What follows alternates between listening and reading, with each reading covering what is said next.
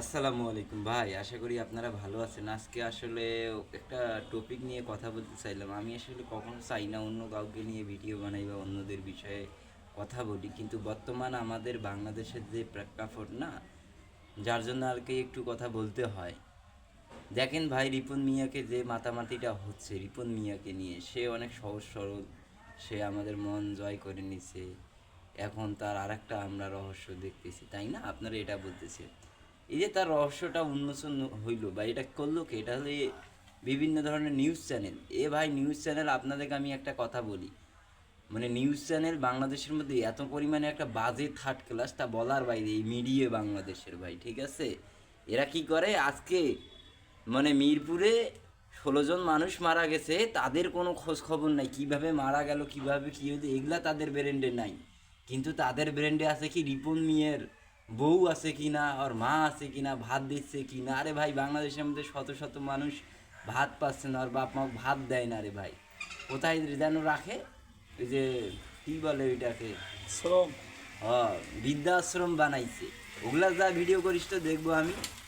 এই news channel কি করে, আমি বেশ কয়েকটা নিউজ চ্যানেলে গেছিলাম ভাই, তাদের যে কাহিনী, ওরা শুধু ভিউ ব্যবসায়ী ভাই। কিভাবে আপনার নেগেটিভ দিকটা তুলে ধরতে হবে ভাই, আপনারা নিউজ চ্যানেল আপনারা সঠিক জিনিস দেখান, সঠিক। এই যে কত শত হত্যাকাণ্ড হলো, 5 মানুষকে মারলো, আসিয়া হত্যা, বিভিন্ন ধরনের 7-8টা, কোনোটাও তো মনে নাই।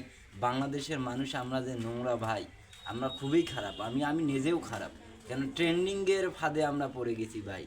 আপনি দেখেন, একটা বিচার, আসিয়া হত্যা, পাথর মারি একজনকে মারলো, সিলেটের লুটপাট হইলো, এগুলার কি কোনো ভাই আপনি সমাধান পাইছেন? বা কখনো 7 দিন ট্রেন্ডিং গেছিল, তারপর কি হইলো, তারপর আমরা ভুলে গেছি নতুন করে ট্রেন্ডে।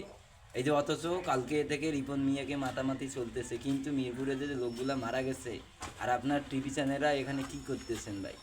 আপনারা ভাত খাইলো না, না হাগলো না, না কী করলো, এইসব ভিডিও আপনারা পাবলিশ করতেছেন। অথচ যেটা সঠিক, একটা মানুষ মারা গেছে ভাই, 16 জন মানুষ মারা গেছে, যার ফ্যামিলি থেকে চলে গেছে তারা বোঝে তাদের কিভাবে ঘটনাটা ঘটলো, কীভাবে মারা গেলো, এইসব করেন।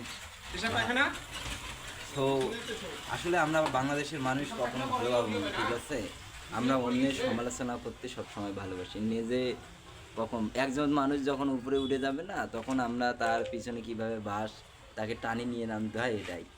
এতটুকুই। আমি আসলে কখনো কাউকে নিয়ে ভিডিও বানাই না, বা এই ধরনের আমার কোনো ইচ্ছাও নাই, ঠিক আছে, কিন্তু বর্তমান যে প্রেক্ষাপট, এটা আসলে বানাইতে বাধ্য হইলাম। ঠিক আছে, সবাই রিপন মিয়াকে নিয়ে যেটা হচ্ছে, এটা আসলে না করাই উচিত, ঠিক আছে। আপনারা ভাই দেশের, আপনারা হলে মিডিয়া, দেশের কোথায় চুরি, লুটপাট, ডাকাতি, কোথায় অন্যায় কাজ আছে, এইখানে যান। রিপন মিয়া হাঁকতেছে না, মুততেছে না, সুস্থতেছে, এটা আপনার দায়িত্ব নয়। এটা দিয়ে আপনার ভিউ কামানোর কোনো ব্যবসা নাই ভাই, ঠিক আছে। এটিএন নিউজ এরকম ভাই কত কত কন্টেন্ট ক্রিয়েটর আছে নামধারী, আমার কাছে প্রুফ সহ আছে, আমি দেখাবো, অবশ্যই দেখাবো খুব সহজে। তারা ওই যে মানুষকে ডাকে নিয়ে যায়, তাদের ভিডিও তারা বিক্রি করে ভাই, বিক্রি। এই ধরনের আমার কাছে প্রুফ পর্যন্ত, আমি নিজেই শিকার হয়েছি। ওরা বলে ওদের ওই চ্যানেলে দিবে এই সেই, কিন্তু না, অথচ তারা বাইরের দেশে বিক্রি করে এই কন্টেন্ট ক্রিয়েটর। তো যাই হোক, আমার কথায় কোনো ভুল ত্রুটি থাকলে অবশ্যই ক্ষমা দৃষ্টিতে দেখবেন এবং ভিডিওটা শেয়ার করেন বেশি বেশি। আল্লাহ হাফেজ।